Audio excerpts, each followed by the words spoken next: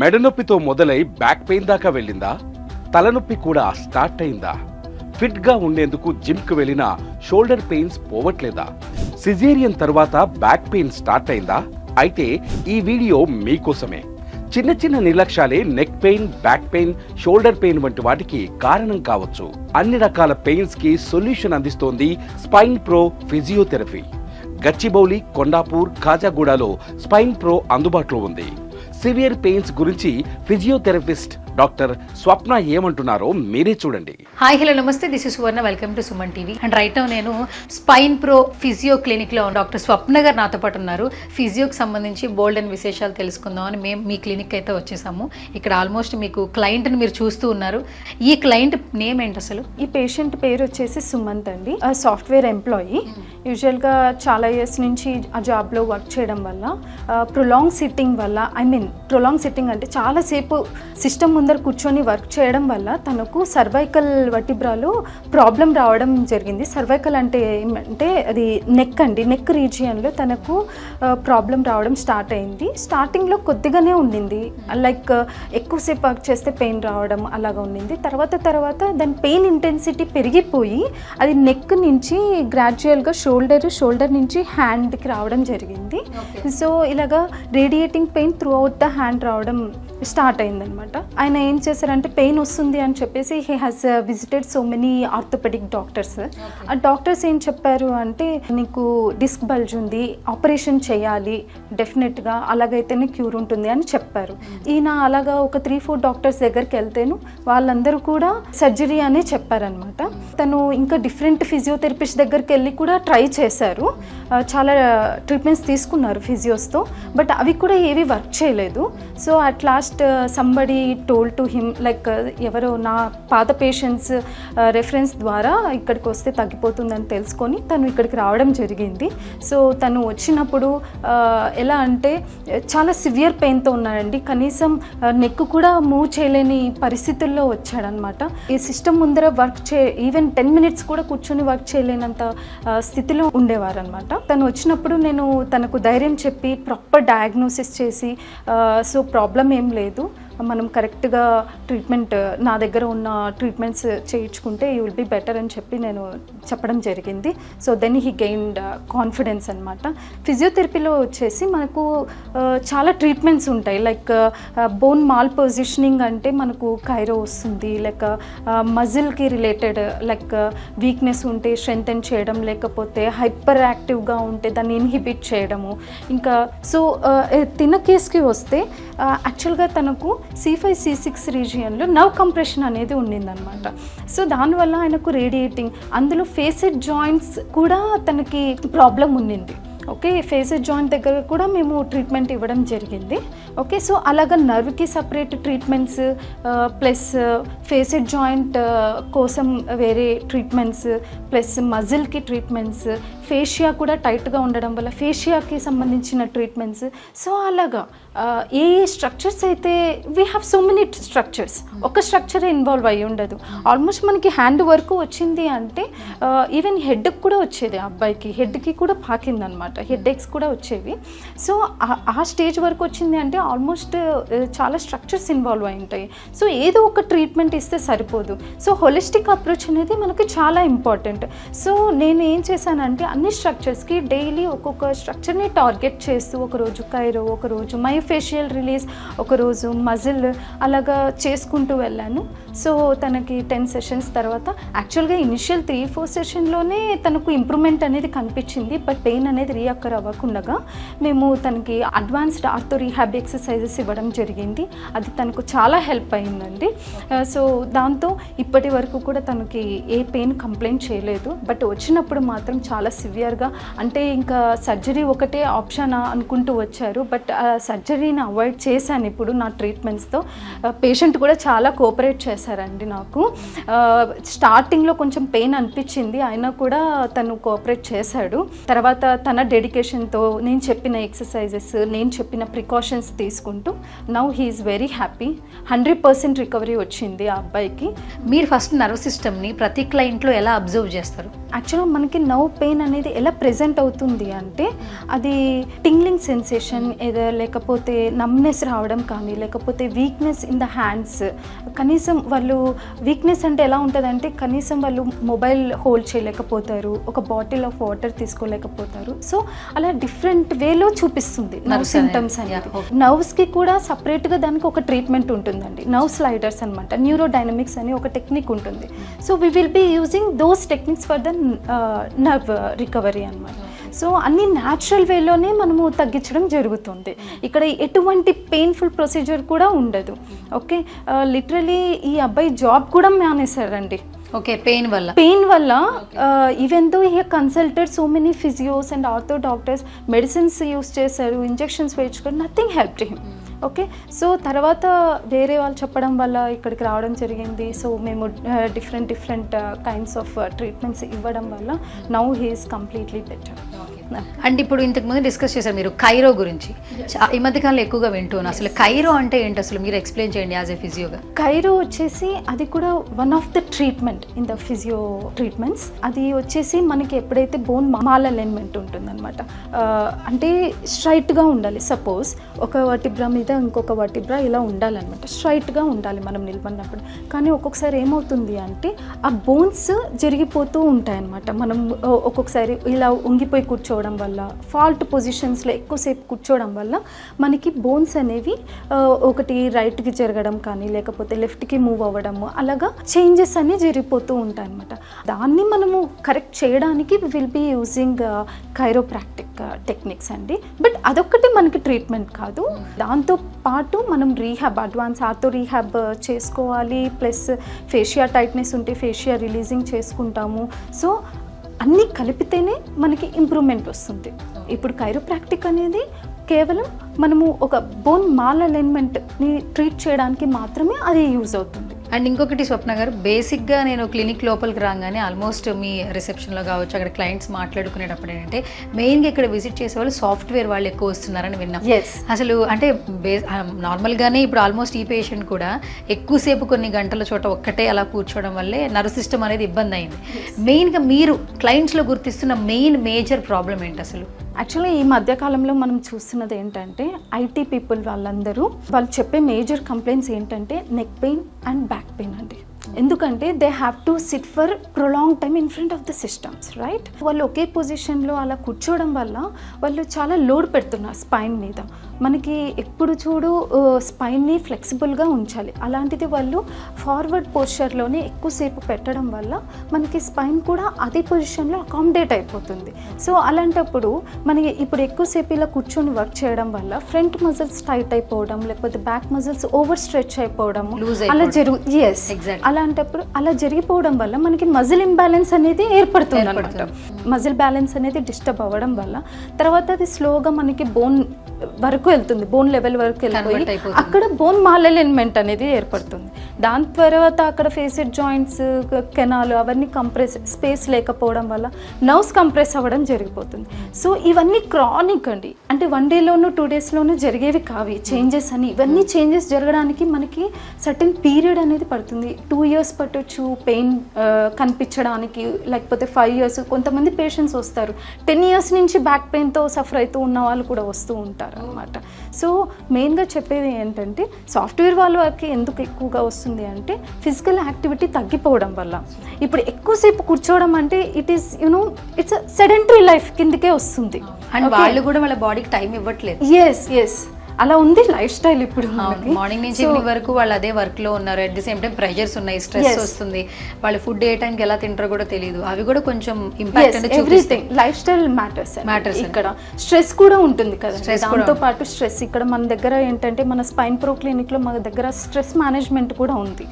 ఇప్పుడు నేను అదే చెప్తున్నా, హోలిస్టిక్ అప్రోచ్ అని ఎందుకు అంటున్నానంటే ఇప్పుడు బోన్ మాల్ అలైన్మెంట్ కి కైరోప్రాక్టిక్, లేకపోతే మజిల్ కి ఆర్థో రీహాబ్ ఎక్సర్సైజెస్, అలా అన్ని ఎలా ఇస్తున్నాము, స్ట్రెస్ మేనేజ్మెంట్కి కూడా వీ హ్యావ్ ఆస్టియోపతి అని చెప్పేసి అదొకటి అడ్వాన్స్డ్ టెక్నిక్స్ ఉన్నాయి. సో అవి వచ్చేసి మనం హెడేక్స్కి, మైగ్రేన్స్కి ఇవన్నీ కూడా యూస్ చేస్తారు.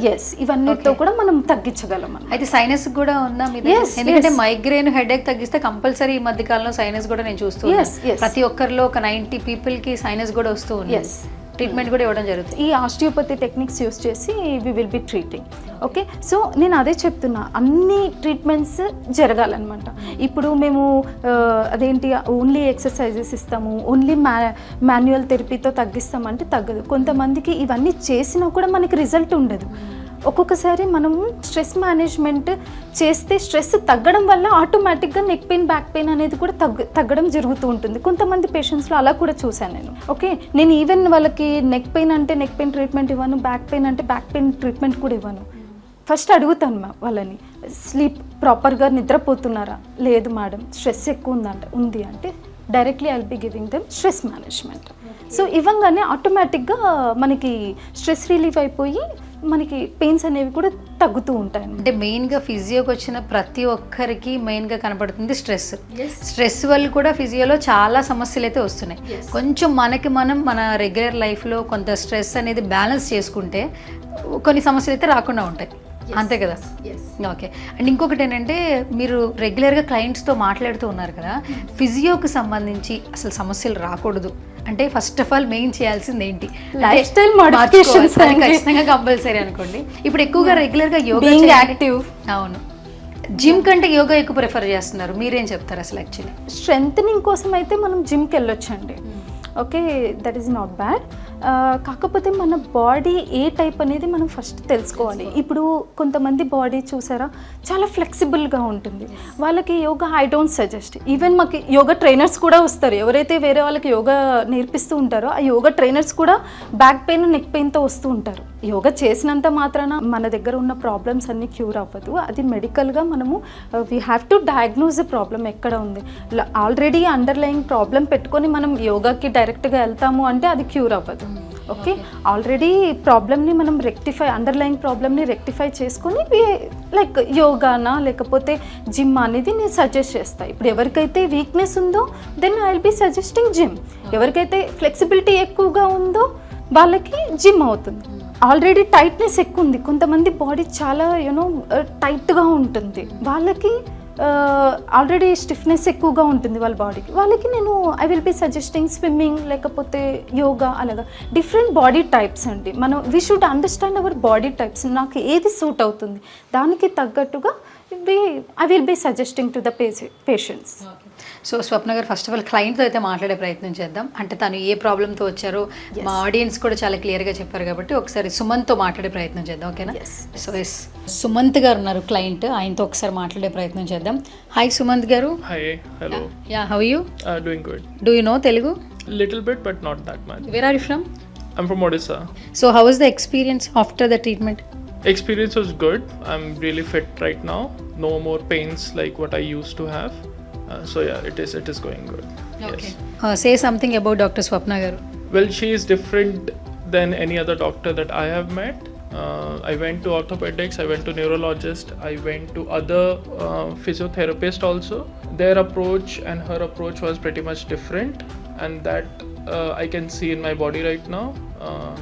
The suffering that I had this suffering for 8 months, but now it's all good, so I don't have to worry about this anymore.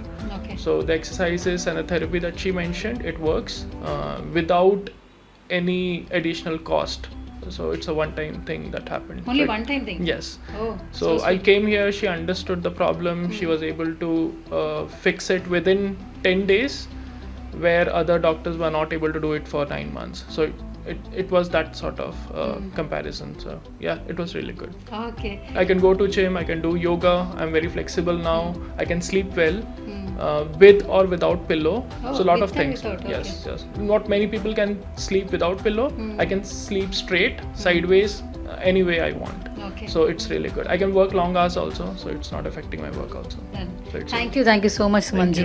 Sumanth ఏం మాట్లాడారో మనం వింటూ ఉన్నాము. ఒక సాఫ్ట్వేర్ ఎంప్లాయ్, మెయిన్గా ఎక్కడికి వెళ్ళినా కూడా కొన్ని సంవత్సరాల వరకు కొన్ని పెయిన్స్ అయితే తగ్గవు, కానీ చాలా షార్ట్ పీరియడ్లో ఇక్కడికి క్లినిక్ వచ్చిన తర్వాత డాక్టర్ స్వప్న గారి ట్రీట్మెంట్ తర్వాత వెరీ షార్ట్ పీరియడ్లో ప్రాబ్లం అయితే క్లియర్ అవుతుందని చెప్పి లైవ్లోనే మనకి సుమంత్ గారు చెప్తున్నారు.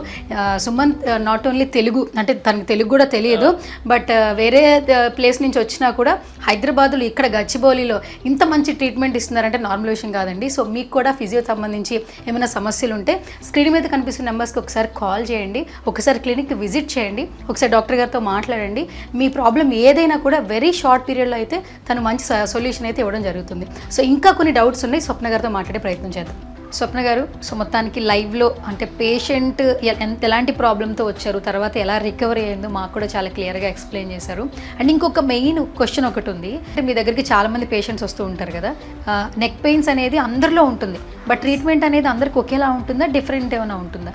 లేదండి, సేమ్ అయితే ఉండదు. ఎందుకు అంటే ఇప్పుడు ఒక పేషెంట్ తీసుకుందాం, మేబీ వాళ్ళకి ఓన్లీ మజిల్ వల్లనే పెయిన్ వస్తుంది అనుకోండి, అదే డయాగ్నోసిస్ అనేది మనకి చాలా ఇంపార్టెంట్. అక్కడ ప్రాపర్ అసెస్మెంట్ అనేది మనకి దొరికింది అంటే treatment will be very easy. Treatment is not the great thing. నిజం చెప్పాలంటే diagnosis is a great thing. Okay, మనం డయాగ్నోసిస్ కరెక్ట్గా చేసాము అంటే ట్రీట్మెంట్ చాలా ఈజీగా అయిపోతుంది. సో ఇప్పుడు సపోజ్ ఇప్పుడు ఇద్దరు పేషెంట్ తీసుకుందాం, neck pain patient, software employees. But ఒకరికి వచ్చేసి నర్వ్ వలన పెయిన్ రావచ్చు, నర్వ్ కంప్రెషన్ వల్ల కావచ్చు. సో వీల్ బీ టార్గెటింగ్ నర్వ్కి సంబంధించిన ట్రీట్మెంట్స్ ఇస్తూ ఉంటాం. లేదు మజిల్ ఇంబ్యాలెన్స్ వల్ల వచ్చింది అనుకోండి, సో మజిల్ ఇంబ్యాలెన్స్కి తగినట్టుగా ట్రీట్మెంట్ ప్లాన్ చేస్తాం, like activation exercises, strengthening exercises, so అలా ఇస్తాం అన్నమాట. లేదు బోన్ మాల్ అలైన్మెంట్ వల్ల వస్తుంది పెయిన్ అనుకుంటే మాత్రం కైరోప్రాక్టిక్ అలా ఉంటుంది. సో డిఫరెంట్ ఇందాక కూడా మనం మాట్లాడినప్పుడు నేను ఒకటి మెన్షన్ చేశాను, కొంతమంది నెక్ పెయిన్ బ్యాక్ పెయిన్ అని చెప్తారు, బట్ వాళ్ళకి నెక్లో సర్వైకల్ రీజియన్లో కానీ లంబర్ రీజియన్లో కానీ ఎటువంటి ప్రాబ్లమ్స్ ఉండదు, no issue at all. But వాళ్ళకి ఎందుకు వస్తుంది అంటే stress, because of stress also they get that neck pain and back pain అనమాట. సో అది కూడా మేము ప్రాపర్ హిస్టరీ తీసుకునేటప్పుడు అది తెలుసుకొని దానికి తగ్గట్టుగా సో ఒక్కొక్క ట్రీట్మెంట్ ఒక్కొక్క పేషెంట్కి ఒక్కొక్క ట్రీట్మెంట్ అనేది మేము డిజైన్ చేయడం జరుగుతుంది. అంతేకాని నెక్ పెయిన్ పేషెంట్స్ అందరికీ ఒకే రకమైన ట్రీట్మెంట్స్ అయితే ఉండవు. ఒక్కొక్కరికి ఒక్కొక్క స్ట్రక్చర్ ఇన్వాల్వ్మెంట్ వల్ల కూడా వస్తుంది, ఒకరికి బోన్ ఇన్వాల్వ్మెంట్, ఒకరికి muscle involvement. So we need to diagnosis is the main thing అండి ఇక్కడ. అండ్ స్వప్న గారు, మెయిన్గా ఏంటంటే ఇప్పుడు చాలా ఫిజియోథెరపీ క్లినిక్లు మనం చూస్తున్నాం. మెయిన్గా ఇక్కడ స్పైన్ ప్రో క్లినిక్కి ఎందుకు రావాలి, అట్ ది సేమ్ టైం మిగిలిన క్లినిక్స్కి ఇక్కడ ఉన్నటువంటి ట్రీట్మెంట్కి డిఫరెన్సియేషన్ ఏంటి? మీరు అన్నది కరెక్టే అండి, చాలా ఉన్నాయి. బట్ మిగతా క్లినిక్స్లో ఎలాగంటే అల్ట్రాసౌండ్, ఐఎఫ్టీ అని కొన్ని మిషన్స్ ఉన్నాయి మన దగ్గర. ఓకే, అవి బేసిక్ ట్రీట్మెంట్ కిందకి వస్తాయి. సో ఎవరైనా పేషెంట్ వెళ్తే without proper diagnosis, neck pain ఉందా, ఓకే ప్రిస్క్రిప్షన్లో డాక్టర్ అల్ట్రాసౌండ్, ఐఎఫ్టీ అని 10 డేస్కి రాసేస్తారనమాట చాలామంది డాక్టర్స్. సారీ యాక్చువల్గా అలా చెప్పకూడదు, బట్ ఓకే అలా రాయడం వల్ల వాళ్ళు ఏం చేస్తారంటే ప్రిస్క్రిప్షన్ తీసుకెళ్ళి మాకు డాక్టర్ నెక్ పెయిన్ అని చెప్పంగానే మాకు అల్ట్రాసౌండ్, ఐఎఫ్టీ 1 వీక్ 10 డేస్ అని రాస్తున్నారు, మీరు ఇచ్చేయండి అంటే వాళ్ళు వితౌట్ గివింగ్ సెకండ్ థాట్ తీసుకెళ్ళిపోయి మిషన్స్ పెట్టడం జరుగుతుంది. అసలు మజిల్ వల్ల వస్తుందా, దేని వల్ల వస్తుంది అనేది ప్రాపర్గా డయాగ్నోస్ చేయరనమాట. ఓకే, అలా తీసుకెళ్ళి పెట్టడం వల్ల వాళ్ళకి ఇంప్రూవ్మెంట్స్ రావు. ఒకవేళ ఆ మిషన్తో ఇంప్రూవ్మెంట్ వచ్చినా కూడా అది టెంపరీగానే అని చెప్తాను. ఓకే, మళ్ళీ రీఅక్కర్ అయ్యే ఛాన్స్ ఉంటుంది. సో ఇక్కడ అలా కాదు, మన దగ్గర ఎలాగంటే వన్స్ పేషెంట్ మన క్లినిక్కి రాగానే, స్పైన్ ప్రో క్లినిక్కి ఎంటర్ అవ్వగానే ఫస్ట్ వి విల్ డయాగ్నోస్ అనమాట. మెయిన్గా మేము కాన్సన్ట్రేట్ చేసేదంతా డయాగ్నోసిస్ పార్ట్ మీదనే. దేనివల్ల వస్తుందని తెలిస్తేనే కదా we can design the treatment protocol, otherwise how can we treat them. Okay, గుడ్డిగా అన్ని ట్రీట్మెంట్స్ ఇచ్చేయడం కూడా ఇట్స్ నాట్ కరెక్ట్ థింగ్ అనమాట. సో ఇప్పుడు చాలామంది జస్ట్ జనరల్ ఎక్సర్సైజెస్ చెప్తుంటారు, నెక్ పెయిన్ ఉందా జస్ట్ ఐసోమెట్రిక్ ఎక్సర్సైజెస్, ఇలా ప్రెస్ చేయండి, ఇలా మూవ్ చేయండి, ఇలా తిప్పండి అని జస్ట్ వేరే క్లినిక్స్లో అయితే అలా చెప్పి పంపిస్తూ ఉంటారు. యాక్చువల్గా అవి వాళ్ళకు పెద్దగా హెల్ప్ అవ్వదు. ఇంకొకటి ఏంటంటే నేను అబ్జర్వ్ చేసింది, వేరే క్లినిక్స్కి వెళ్ళినప్పుడు పేషెంట్స్కి ఎక్కువగా స్ట్రెచెస్ అనేవి ఇస్తుంటారు, ఇలాగ చేయి పట్టుకొని ఇలా చేయి పెట్టి ఇట్లా నెక్ స్ట్రెచ్ చేయండి అని చెప్తూ ఉంటారు. ఇప్పుడు ఆల్రెడీ ఒక మజిల్, సపోజ్ ఫర్ ఎగ్జాంపుల్ ఇక్కడ ట్రెపిజియస్ అనే మజిల్ వీక్గా ఉందనుకోండి, దాన్ని మళ్ళీ మనము స్ట్రెచ్ చేసామనుకోండి ఇంకా వీక్నెస్ పెరుగుతుంది. సో ఇండైరెక్ట్గా వాళ్ళకి డ్యామేజ్ని ఇంకా ఎక్కువ చేస్తున్నారు. అంటే డయాగ్నోసిస్ లేకుండా వాళ్ళకి అలాగా ఎలా పడితే అలాగా ఎక్సర్సైజెస్, స్ట్రెచెస్ ఇవ్వడం వల్ల డ్యామేజ్ ఇంకా ఎక్కువగా పెంచుతున్నారు. అది అండి మా దగ్గర వాళ్ళ దగ్గర ఉన్న డిఫరెన్స్ ఏంటంటే, ఇక్కడ రాగానే ఫస్ట్ మేము డయాగ్నోస్ చేసి ప్రాపర్ హిస్టరీ తీసుకొని తర్వాత దానికి తగ్గట్టుగా ఓకే ఎలక్ట్రోథెరపీ అయితే ఎలక్ట్రోథెరపీ ఇప్పుడు అక్యూట్ పెయిన్తో వస్తూ ఉంటారు, వాళ్ళకి ఎలక్ట్రోథెరపీ వర్క్స్ వెల్. సో ఎలక్ట్రోథెరపీతో పాటు manual therapies, fascia release techniques, chiropractic, ortho rehab exercise అన్నీ we will be doing. So Swapna garu, ఫైనల్గా మన క్లినిక్ గురించి ఏం చెప్పేస్తారు? మన క్లినిక్ దగ్గరకు వస్తే యాక్చువల్గా ట్యాబ్లెట్స్ వేసుకోవడం, ఎప్పుడైతే నెక్ పెయిన్ బ్యాక్ పెయిన్ రాగానే చాలా మందికి ఉన్న అలవాటు ట్యాబ్లెట్స్ వేసుకోవడం, the pop of the pills, right? So అది మాత్రం చేయకండి. మీకు అలాగా ఏవైనా పెయిన్స్ వస్తే మన క్లినిక్కి రమ్మని నేను సజెస్ట్ చేస్తాను. స్పైన్ ప్రో క్లినిక్ అండి. We have 3 branches, Gachibowli, Kondapur and Khajaguda. So మీకు నియర్ బై లొకేషన్స్ చూసుకొని వచ్చేస్తే కనుక we will be definitely helping you. Thank you ma'am, thank you so much.